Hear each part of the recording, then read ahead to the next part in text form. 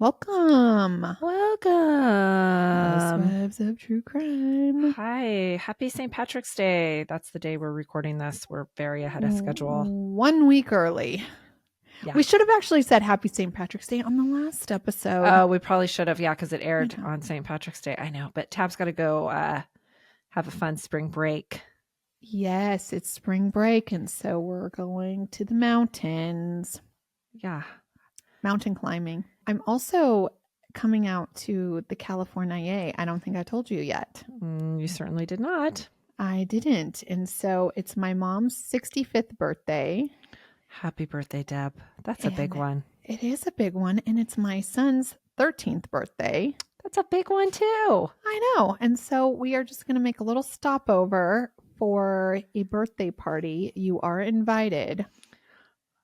Thanks. And it's on Saturday night. So if you can make it to the Ventura, we will be there. Great. Mm-hmm. Let's chat details later. We will. But it just all came together like 5 minutes ago. So yeah. Listen, I've been so busy lately, and you know how last week you were so proud of me for getting to the gym at 5 a.m.? Yes. Have you done it since? No. It's like a one and done. I think I pulled a muscle. Oh my gosh. I had to take Motrin for like 3 days just to ugh. I think that it wasn't pulling a muscle. I think you were just sore from not working out for so long. I think it was a combination of both, but you know what happened when I was there is the instructor said that they're training for like a triathlon or something, like not a real one. Like this is Orange Theory, so it's like on machines. Oh, right. Yeah. And I was so offended by this. He said, I just really want to know how many people are interested in going because I know the 940 class. Those aren't my triathletes. That's usually me, 940. Yeah.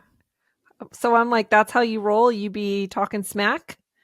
I think that the 940 class is like moms. They drop off their kids and then they come and they're so like, judgy. yeah, we're not going to be swimming in the ocean for any triathlon, except for I did a triathlon, but I'm just saying. Hey, your shirt's going to be like weird. Okay, well, if you want to do a triathlon, you should try. Oh, no, I would never. Oh, okay. Well, it's something to strive for one day, maybe. Oh, okay. Maybe a 5K. I've done a 5K. I think I've done a 10K. I think I've done it with you. Okay, well, great. I just don't like to be told that I wouldn't because I go to class a little later. I know. I actually don't believe the 940 crowd wouldn't do it. Yeah, and it just feeds into all my insecurities that those people that go at 5 a.m. are like super judgy of the people that go later. Well, they have this whole thing on Instagram right now about the 5 a.m. club. And so I saw that. Yeah. So I think he's just like, oh, if you can get here at 5 a.m., you're kind of a level up than everybody else in the world. Yeah. I mean, I have tried. I do think there's really something to that whole getting up early and having the routine. Rachel Hollis, that girl, she really preaches that situation. And I've done it for like a week at a time. Was it working out for Rachel Hollis? I think sometimes maybe it doesn't. It's working out for her now, I think. She got remarried and everything. Yeah. I get tired later. At the end of the night. I know. And then the husband's like, nobody likes me. Yeah. So it's like, I don't know. But go 5 a.m. club if that's your jam. Okay, whatever. You want to hear my case? I certainly do. Okay. Also, before we get started really quick, Gretchy, we needed to tell everybody thank you for signing up for Patreon and Clink Clink Club. If you have not done so yet, it is very easy. You get all of our episodes ad-free and a little bit early. And you get an extra bonus episode on Thursdays and one bonus crime a month. So it's really, really worth it. And it helps support us and we support you with your true crime needs. And that's on Clink Clink Club on Apple or the bonus on Spotify, or if you just go to patreon.com/housewives of true crime. One more quick thing. If you guys wouldn't mind following us on all of our social media platforms, we're really trying to work on getting more engagement, and we are putting stuff up all the time. So we would love it if you follow us there. Housewives of True Crime on all handles. And then I have a personal one, Tab the Housewife, and Gretchen is going to have one soon also. That's it. Clink, clink. Clink, clink. Now I'm ready for your case. Okay. Today's episode involves a mother-daughter duo. The mother is a woman named Kelly Moore, and the daughter is a young lady named Ainsley Tucker Moore Reed. It's one of those. It's mouthful. a name. Yeah, it's a mouthful. It's one of those names that sounds like you would see it in the society pages, like Ainsley Tucker Moore Reed announces her engagement to Ashton Clifford Wellington. You know, that's what it reminds me of. Yeah. Mm-hmm. But Miss Moore Reed just went by Tucker. Okay. Which is a name I love. And I've never heard of it being used for a girl. But I'm not mad at it. No, yeah. I like it. Liz's son's name is Tucker. Yeah. Yeah. Yeah. Okay, so in 2016, Tucker lived in Jacksonville, Oregon with her mama at the age of 26. Jacksonville is a small town, about 3,000 people live there, outside of Medford, Oregon. It's a very pretty area in Southern Oregon, off the 5, driven through it many times. Tucker and her mama found themselves cohabitating there by way of a very interesting and kind of very broken road. Tucker was the first of 3 children. Her parents, Dan and Kelly, welcomed to the world. Dan and Kelly co-wrote a book that was published a month before Tucker was born in 1989. The book is titled Deadly Medicine. And it's about a nurse that kills babies. And it was just like because they wanted to write a book about nurses that kill babies? Well, it's interesting, right? Yeah, like I like a thriller. That plot is not my jam, but it gives me like, vibes that this is what they were working on together while expecting their first child. Yeah, that's also weird. Although I did watch a lot of like forensic files and stuff like that when I was pregnant. Me too, 100%. But the nurse, that's different than a nurse killing babies. Yes, I don't think I could do that. Something about that. I mean, we can't even talk about children at all. So, yeah. Yes, and our feelings about that started when we started having them. Yeah, I know. That's what I'm saying. So that's why it's weird. Right. Yeah. Okay. Well, it was actually a really successful publication, Tab. It was made into a TV movie in 1991. That's a big deal. Lifetime? Was it on Lifetime? It was on NBC. But I'll bet I feel like Lifetime might have bought it down the line. It looks like that kind of jam. Okay. But more movie deals were not in the stars for Kelly, and neither was staying married to Dan till death do they part.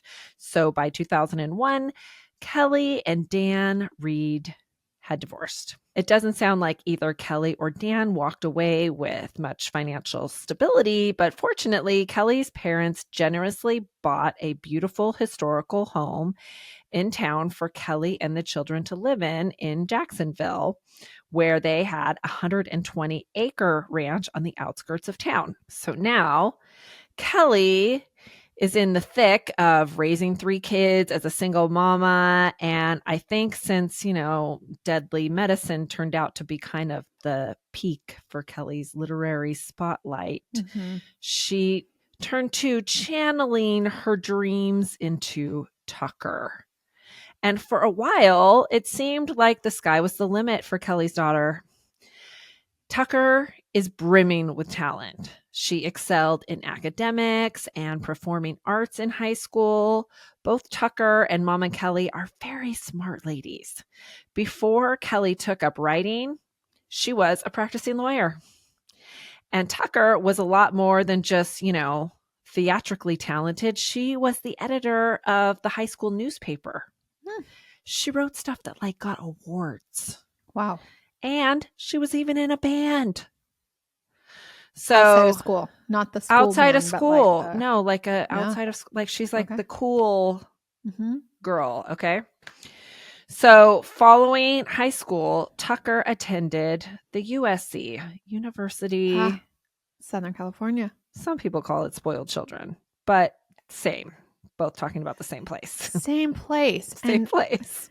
Very true, because it is so expensive to go there.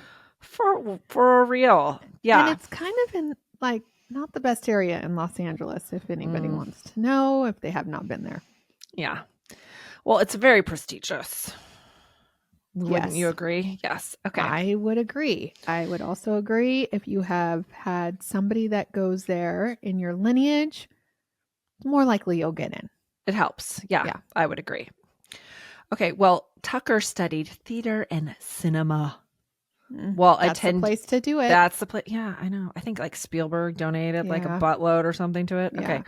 While attending USC, Tucker was involved in a very unfortunate situation. Basically, she publicly accused her boyfriend of rape. She wrote a blog where she named him and included pictures of him.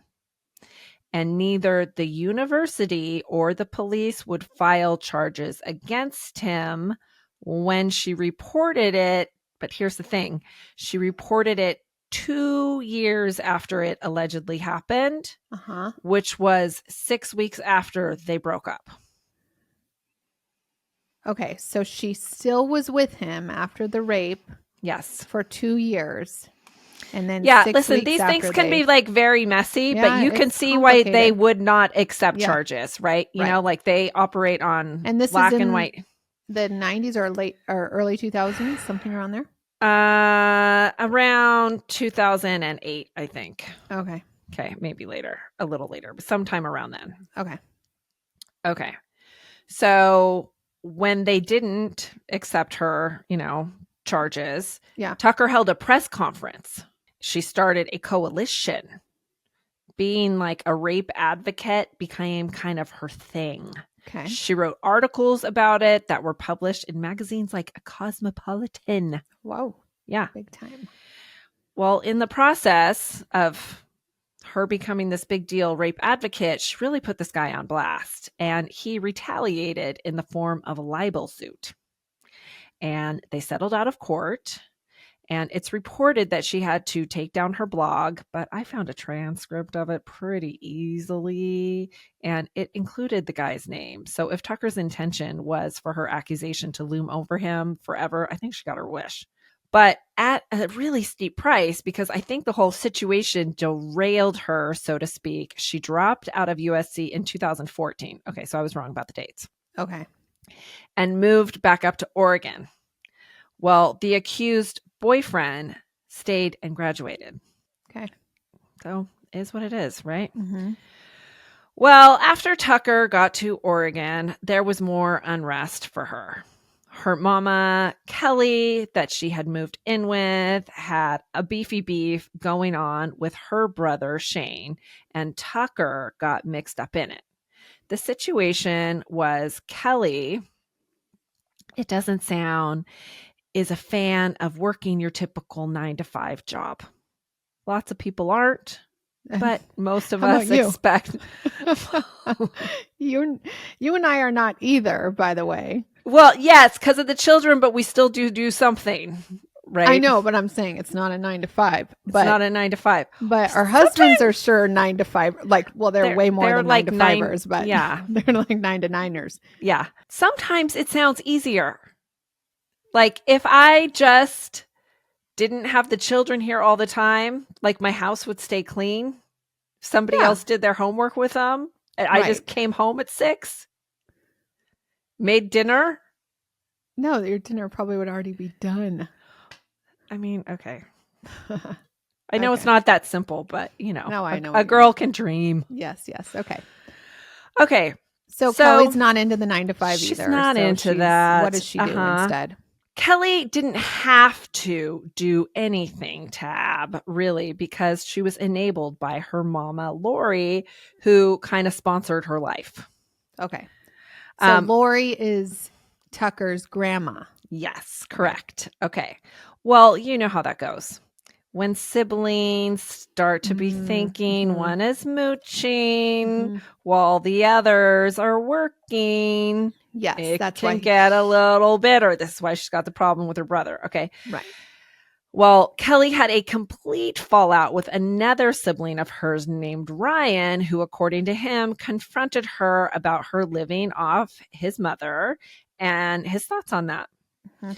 Shane, Kelly's sibling that lives in town, that she currently had the beef with, also was on Mama Lori's payroll, but Ryan did not have a problem with him doing so.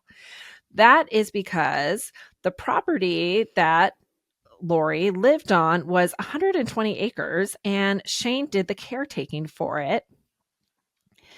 And he also cared for the dad or grandpa up until he had passed away. Okay. Took him to doctor's appointments, all that stuff. And he took care of grandma, did her shopping for her in addition to all the property maintenance. And there's a lot to do. Right. So I can see why Shane's not having a 9-to-5 job did not rub Ryan the wrong way, because it doesn't sound like Shane actually has an aversion to work. He kept busy, and he also had a little side hustle that I'm not sure was super legal at the time, growing the marijuana. But, I'm not judgy about that. I don't think it was legal at the time. Maybe not. But maybe he had some medical situation going on. I don't know. But Kelly's real judgy about it. Okay. She did not care for the weed growing on her mama's property. I also have heard her accuse Shane of procuring the methamphetamines as well. But I don't get meth vibes from him. And I didn't see any drug-related charges on his record. I mean, he might have a history with meth, but I couldn't find it. Okay. So I think perhaps Kelly got that a little twisted, which is not super surprising because there's just no love lost between Kelly and Shane. How Tucker got in the mix was on one occasion they were doing some arguing, and Shane picked up a plastic quart of oil and threw it at the door. And it went through the screen and hit her in the face. Kelly says Tucker is permanently scarred from the incident, but I don't see any evidence of that actually being the case. Mm-hmm. Tucker pressed charges against her uncle after that happened, and she got a no contact order against him. So that escalated Kelly and Shane's beef for sure. But the root of it was because of a couple dealings that had to do with money. Kelly had sent some loggers to the property to cut down some trees because she would financially, benefit from them doing so. Logging is lucrative. Yeah. Remember we did that tree farming case? Yeah. That's a good one. Okay. Yeah. Okay. Well, Shane stopped them when they showed up at the property.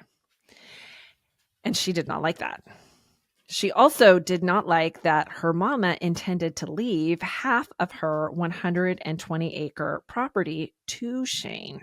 Mama Lori intended to leave the other half to Kelly and the house in town where Kelly lived, but Kelly wanted it all. That seems a little entitled, Kelly. Yes. Yeah. Kelly, you're already living for free. I know. And you got to share with your siblings. And you're getting your life sponsored. Yeah. Listen, you know what? I just took my kids to the store 5 minutes ago before I saw you, or before I'm looking at you right now. And they were fighting the entire freaking time. And I'm thinking that in this story, this is what you do with your children as they grow up. You try to teach them not to fight so that when they're adults, they are better. I don't know. They learn how to share as children. And then when they get older, they share. But it doesn't happen that way. It's people are always children. There's a little more to it in that Mama Lori had also mortgaged her property as a way to keep providing Kelly with cash. Well, that mortgage diminishes the value that comes out of Shane's inheritance. So he's not liking that or liking Kelly. Yeah. I mean, I'm imagining your lovely children are not going to be fighting because you're going to be dividing things up equally. So there's nothing for them to fight about. Listen, we shall see. Like who is going to be good adult children? Well, if you do that, then they end up getting crazy. Well, what if Equal. what if I have a drug addict child? I'm not going to be giving them Oh, no. anything, you know? That's what I'm God, saying. God forbid. I Yeah, mean, no. I do not think it's going to happen. I'm just saying Right. I've seen it happen, and so Okay. I am not going to be like enabling any, you know, any of that Okay. methamphetamine business. Don't be enabling that business, but also don't be enabling the like aversion to work in business either, I think. 100%. Right? Yeah, Yes. get a fucking job. Okay? So Kelly's not liking, or Shane's not liking this whole like mortgage business. You know, it's diminishing like his inheritance. So what he wanted was something called a grant deed. The grant deed would allow Mama Lori to sign over Shane's half of the property now, and then it would all be done. And then when she passed, he could sell his half and not have to deal with Kelly. Lori agreed to do so. So Shane scheduled a notary to come out to the property and get the document signed. Mm-hmm. Well, Kelly knew this notary was coming, but she claims she was under the impression that this was about her mom signing an update to her will, and she wanted to add what she calls adulterated language to it. You know, she knows all those terms because she was a lawyer. Right. She wanted to add things like if anything happened to her or her property, Shane was responsible for, that he would be disinherited altogether. Well, on the surface, that sounds like, okay, right? Mm-hmm. Maybe that'll keep the peace. But also to me, it sounds like it's a pretty easy way to like set somebody up to screw them out of a lot of money. Like if that language had been added, all she would have to do was like slash her tires and accuse Shane of it. Right? Yeah. And then it's like, so I wouldn't be into that either. No. So it sounds sneaky, and I don't really blame Shane for just wanting his piece now and, you know, knowing what he's up against. Well, Kelly says she genuinely wanted that language included because she feared Shane. Maybe that's why her and Tucker made a plan to have an easily accessible gun loaded and ready to go for the meeting with the notary. But I can't tell you that for sure. It's because Kelly really feared Shane. I can tell you it appears that Shane feared Kelly because that morning, Tucker got the gun out and shot it. Shane called the police and asked them if they could send a sheriff out because his niece had just fired a gun and he was expecting a notary later and he didn't want there to be any trouble.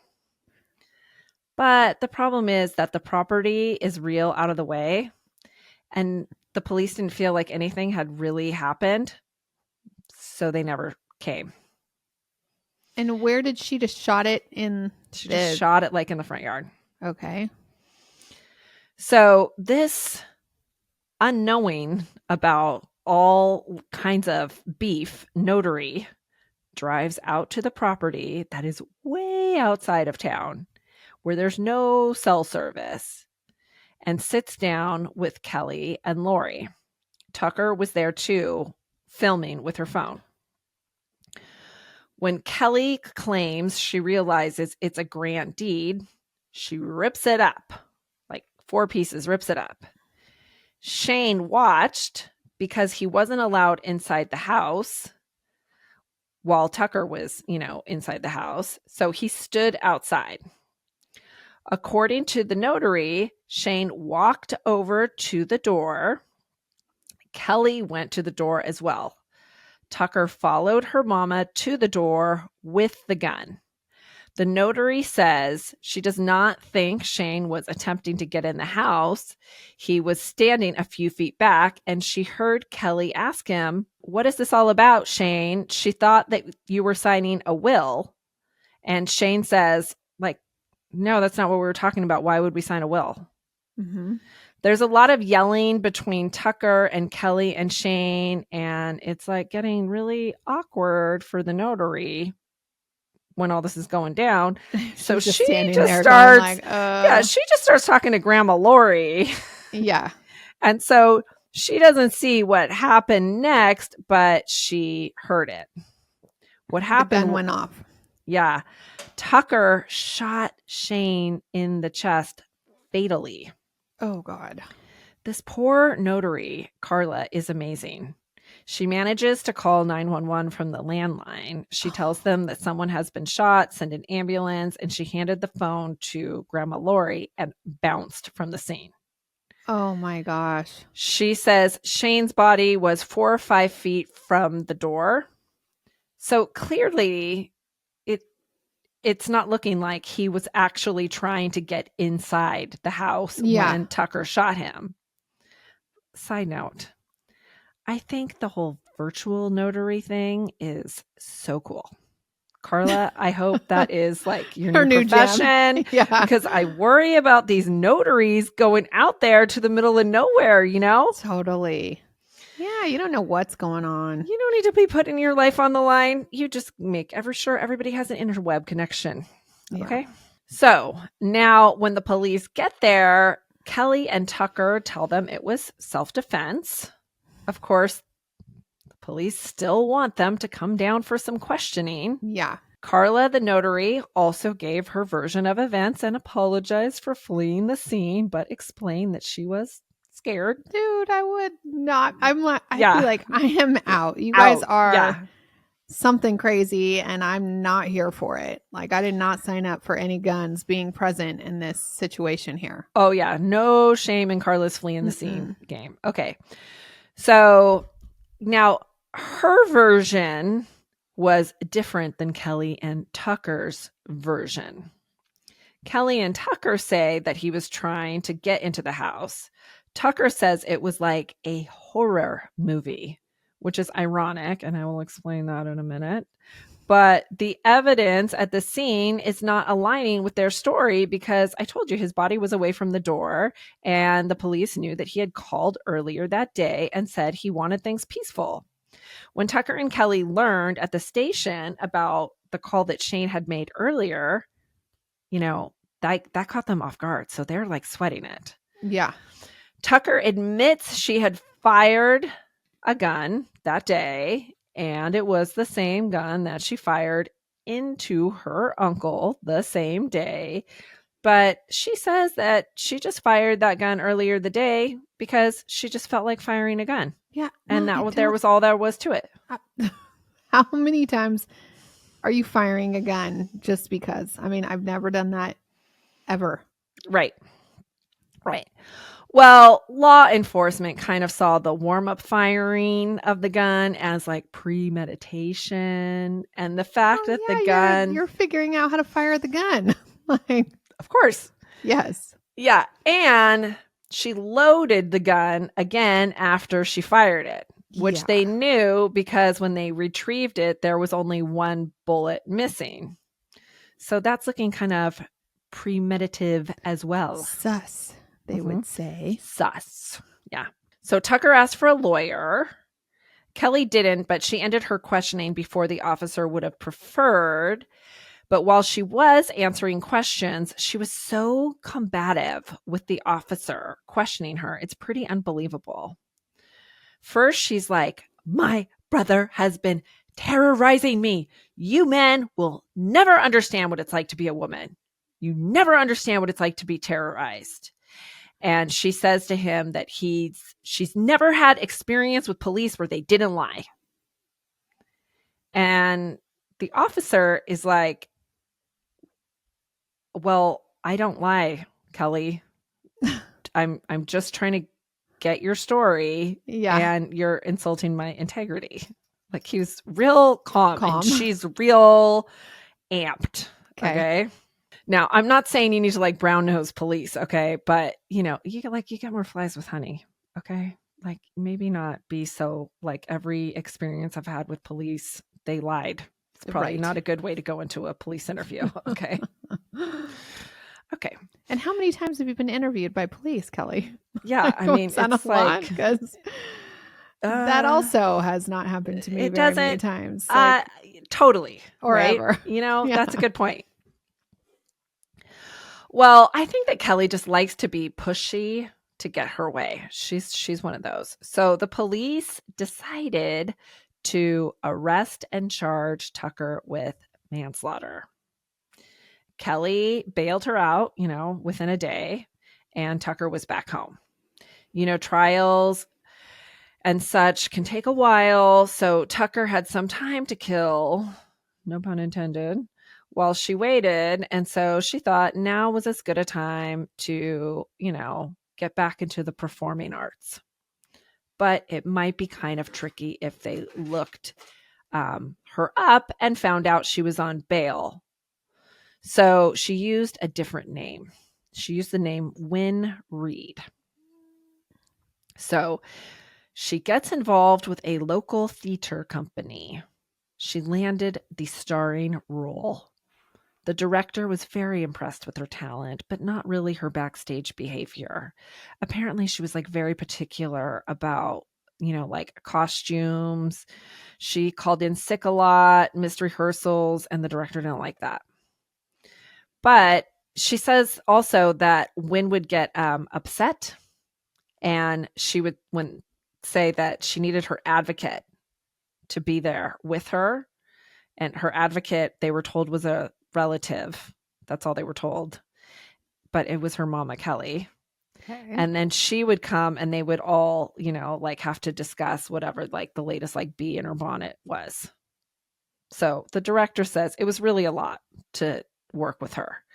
But she really did think that she was an extraordinary talent. And she wanted the playwright to see the talent for himself.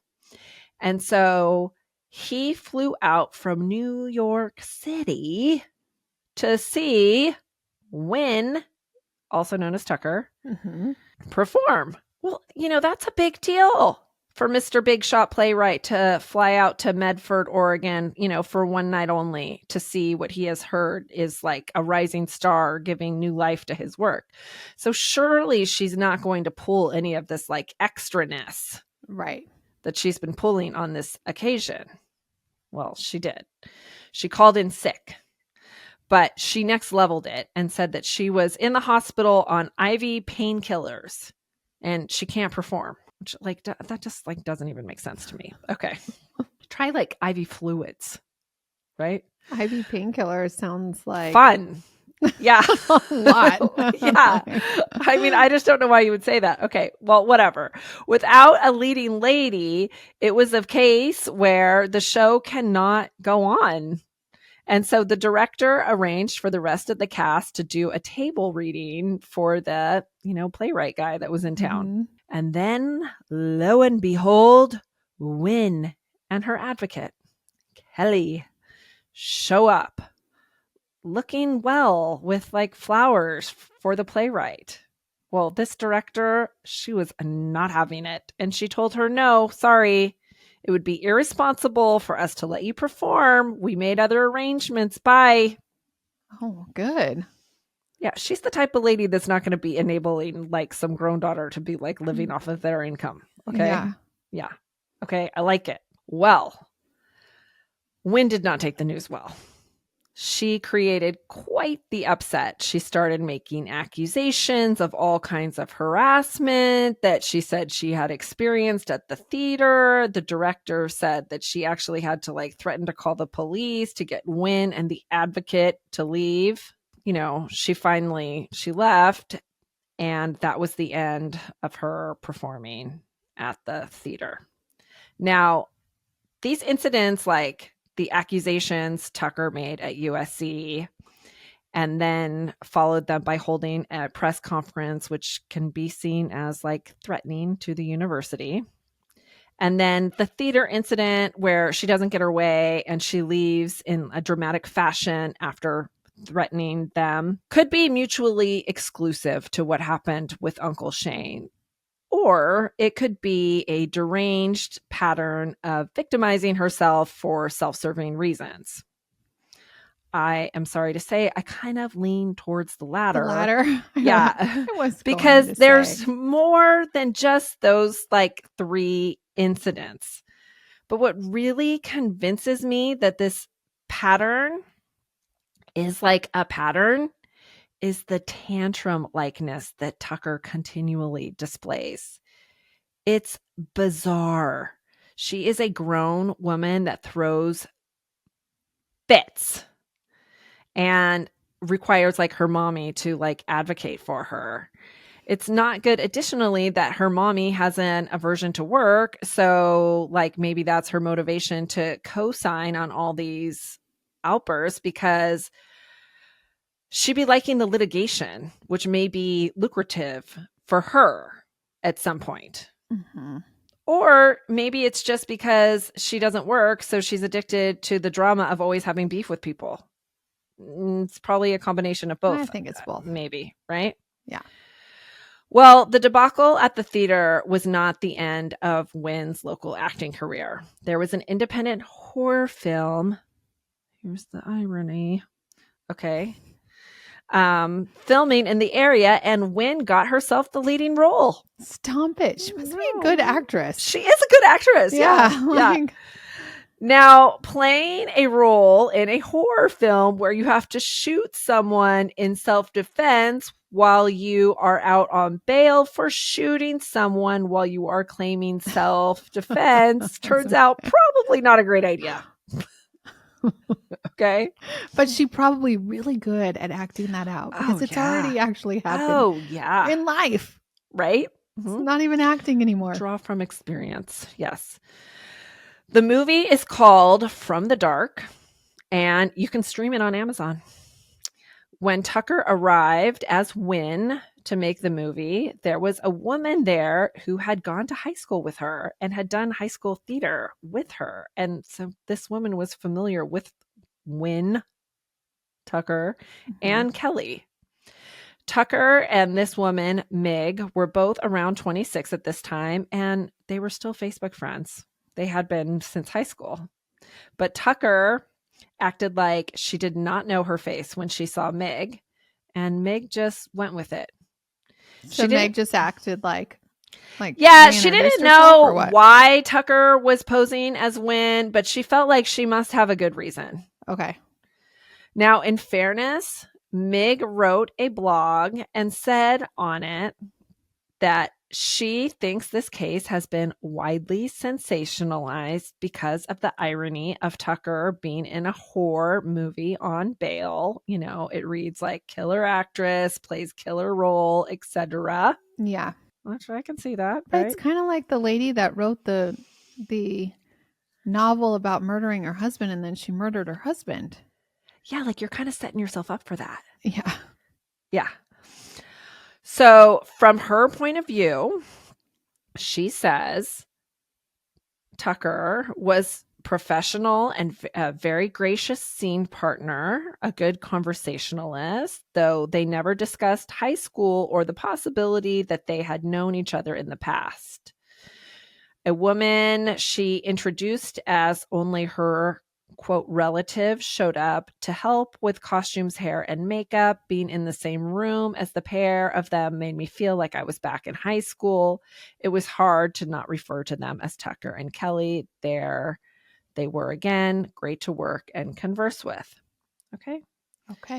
Kelly, actually, I found, responded in the comments to Meg's blog. Meg, I can't tell you how much I appreciate this thoughtful and very kind post about Tucker and me. In the endless slogging through this kind of legal battle, one begins to feel crazy and always under attack. This post is a small oasis of the level-headed fellow feeling that sounds like the response of a rational person.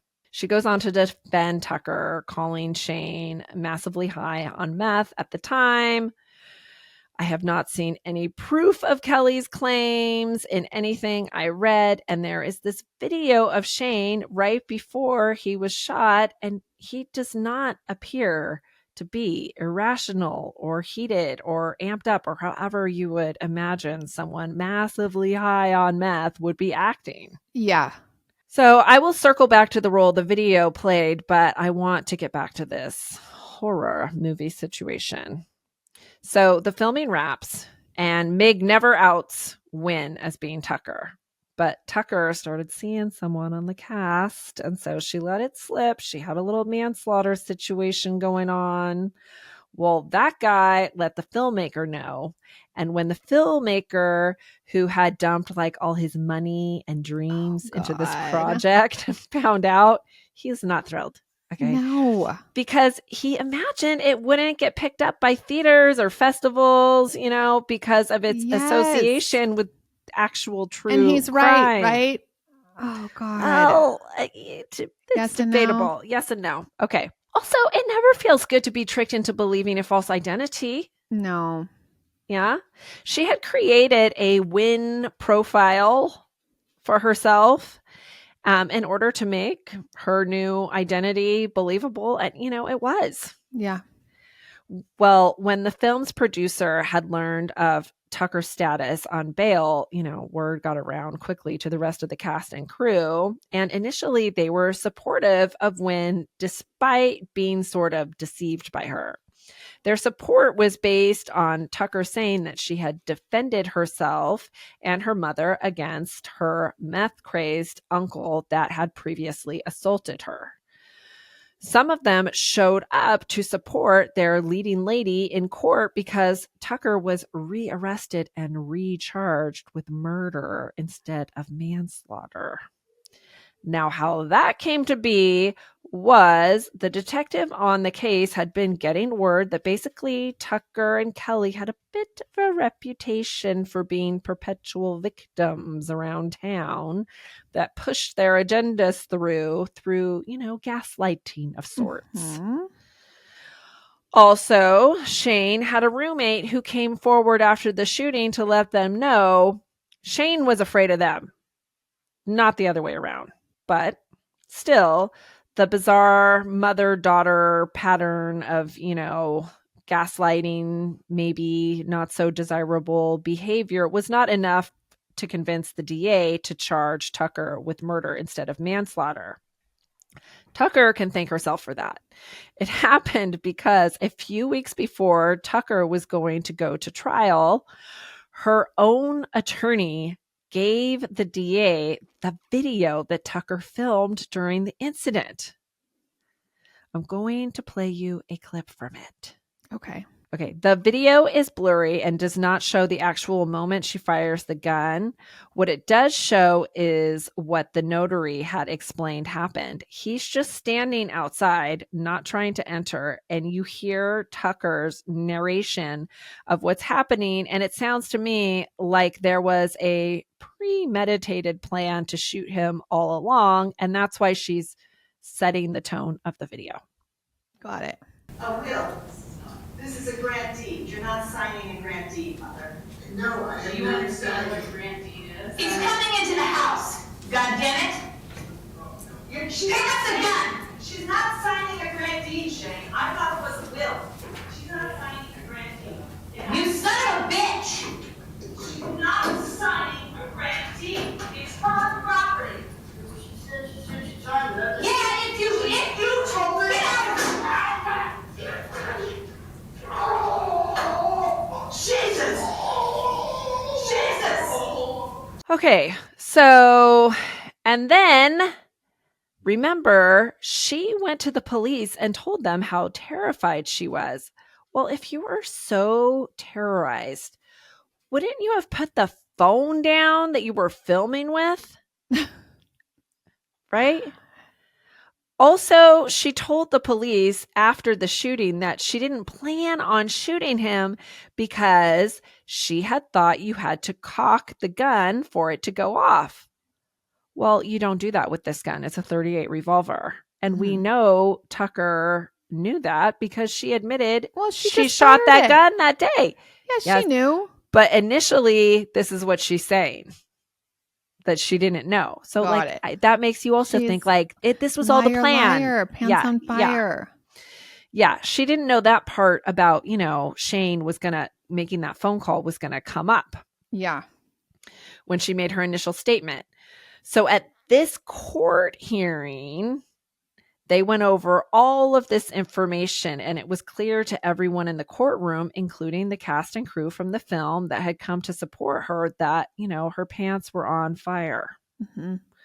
In 2019. And so Tucker lost a lot more than support from the cast and crew that day. She lost her freedom because the judge did not grant her bail this time. And she lost her shit. When they took her away, you can still hear her screaming in the hall. Oof. The judge was pretty pissed additionally and kind of railed on her because she heard Tucker saying that she was pissed that it was taking him so long to die. No way. Yeah. Her and Kelly both were like, is he dead yet? Yeah. So And they could hear this on the... I think you can hear Tucker say it once, but then Kelly says it during questioning. She says, like, I am not sorry. And the notary testified, oh yeah, they wanted him dead. Oh my gosh. Yeah. Okay. So that doesn't boast well for someone who is claiming it was accidental. Mm-hmm. You got to be remorseful. It's not accidental. Yeah. Who goes to the door with a gun anyways? Yeah. So Tucker's sent back to the clink, and she stayed there a while before there was a resolution regarding her charges. She went through a couple of attorneys, and then there was COVID, and then finally there was a plea deal she agreed to, and it's a surprising one. The DA decided to drop the murder charge in exchange for Tucker pleading guilty to manslaughter 2. The reasoning behind... got lucky. She Wow. got so lucky. The reasoning behind that is explained as they didn't know which way it would go.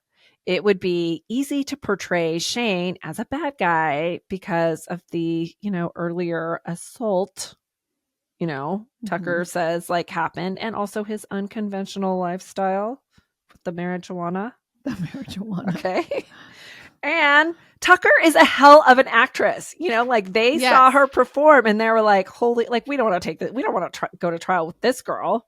Right. They got a big dose of her theatrics in court. So Tucker was sentenced to 6 years, including time served. And she is now a free woman at the age of 35. She's lucky duck, man. She is lucky duck. She filed a lawsuit against her lawyer who gave the incriminating video to the DA. I mean, she might have a point there. Except for the fact that this is where I'm not saying it's justice, but I'm just saying that lawyer and her should not be friends. Right? That's probably true, but this is where you get into, if you're a defense attorney, where you're like, oh, but they're a bad person. And so what do you do? Oh, yeah, I know. I don't know. Okay, so there were never any charges filed against Kelly. As far as I can tell, Grandma Lori, with all the property, is still alive. And when she passes, Kelly stands to inherit it all. Stop. Well, yeah. Because now, she's getting her way. Shane is dead. But didn't she have another sibling? You said she had she does have another... Grandma was never going to leave him any money, and he didn't want it anyways. He's like, I made my own way in life. I don't need it. Holy moly. Wow. So in the comments on articles... And Grandma's still alive. Yeah, I think she's 90s. So because they were planning this chick's death for now 20 years, you guys. We're getting on. This happened in 2000, what? 8, 11, something like that. 2000? No, 2016. Oh, okay. Okay. So we're going on 10 years next year. So, I mean, Lori, maybe give it to charity. That would be nice. I mean, Yeah. maybe, who knows what's going to happen, because maybe Kelly is like, I have no idea. But if she was already mortgaging the property to like get cash flow like back then, maybe she has like she's going to have to sell it and not walk away with much. Mm. Plus, Kelly, there's a thing called inheritance tax, and you're probably going to get fuzzocked. Totally. Okay. So who knows? Anywho, in the comments on articles that I found in like the local papers and stuff, largely people say that justice was not served and that Kelly is diabolical and deserved to be locked up too. But there are a couple of commenters who are really Team Kelly and Tucker. Wow. I mean, they might be Kelly and Tucker. Probably I are don't know. themselves. I don't know. I don't know. I'm not sure how easy it will be to get back into acting for Miss Tucker, but she's also a very talented writer. So maybe she will focus on her literary talents now, come up with a new pen name. As far as the movie From the Dark, I don't know for sure, but I think all the publicity from Tucker's charges might Actually have helped it. Yeah. It's probably true. That happens. Because now people are fascinated with her and it's streamable. And I mean, sometimes these like horror movies, come on, let's like be real. They're like the D-list of the D-list movies, and they don't get seen or heard of. I found the people that made it in their interviews lovely. I tried to watch the movie. I couldn't get through it. Yeah. It has good reviews, but horror is it's not my thing. It's not my thing either. You know what? Although I just watched this crazy movie. Mm-hmm. The writing was good all the way to the end. So it's kind of like a B- movie, but if you want to watch it, it's pretty entertaining if you don't have anything to do. It's called Companion. I think it's on Netflix or something like that. Horror-ish. Horror-ish? Ish. Not horror, but it's on like it's a murdering kind of movie. I'm also watching White Lotus. Just started it because I need to binge a few episodes. It's one of my favorite shows of all time. But I'm 3 episodes. Yeah, I'm a big fan, but I'm 3 episodes in of the 3rd season, and I'm not feeling it as much as the other ones yet, but the endings are always the best. So keeping with it. Okay, keep with it. Okay. You know who Tucker is kind of reminding me of? Who? Does this make me horrible? Blake Lively. Oh, no, it does not make you horrible, I think. Well, I just think it's like that manipulative, theatrical thing now that we're kind of learning a different behavior. Yes. Yeah. It's a little bit like that. Mm-hmm. Is she pretty like Blake Lively? Very. Yeah. That's the other reason why it's like these... It is sensationalized. We love it when pretty people commit a crime. It's true. We love it or we hate it. We love to hate it. We love to hate it. I think that's the right word to say, right? Yeah. Fascinating. And then you also think like, oh, that could never happen. Like, I think even with Blake Lively, you're like, of course, like this Justin guy is an asshole. He's not even nearly as cute as Blake Lively is, right? No, that's not what I thought. I just thought he wasn't. I took her word for it, and initially, yes, and then it got more complicated. I think that the whole thing of this is so crazy because it's like, if she wouldn't have made this movie, I'm sure we wouldn't be talking about this. It's not that interesting. Yeah, right. That is what her uncle. Yes. Yeah.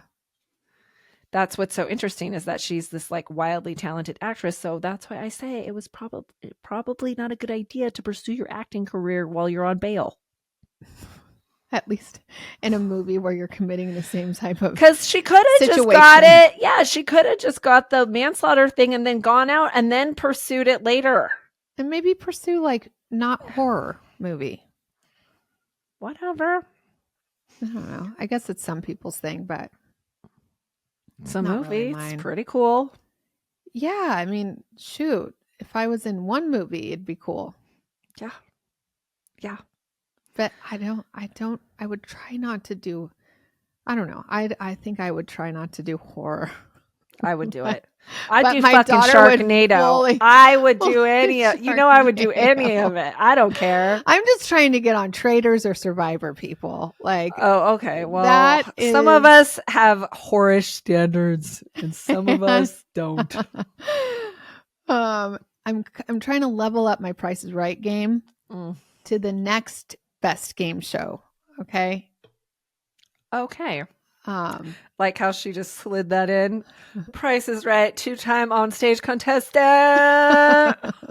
If I can get picked for that. Don't mind if I do. By the way, I won the fucking boat parade.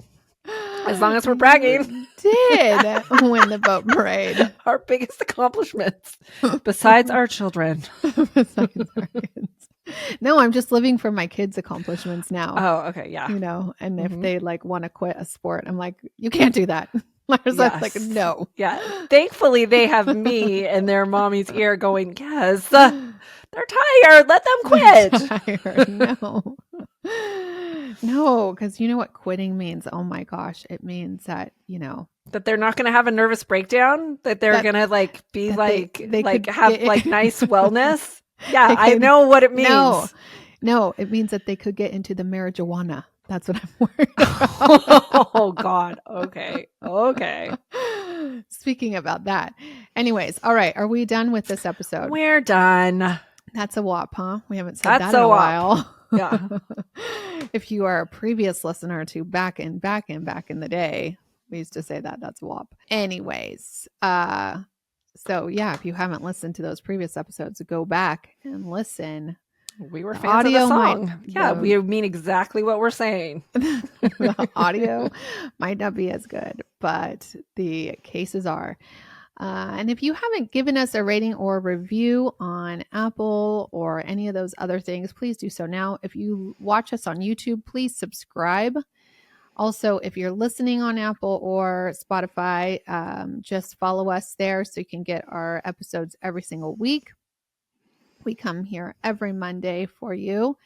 And again, on Patreon, the bonus stuff is on Thursdays. So you just need to subscribe to those. And I think that's it. We'll see you Thursday for all of our bonus people, and next week for our Monday edition. Have a wonderful, wonderful week, everybody. Clink, clink. Clink, clink.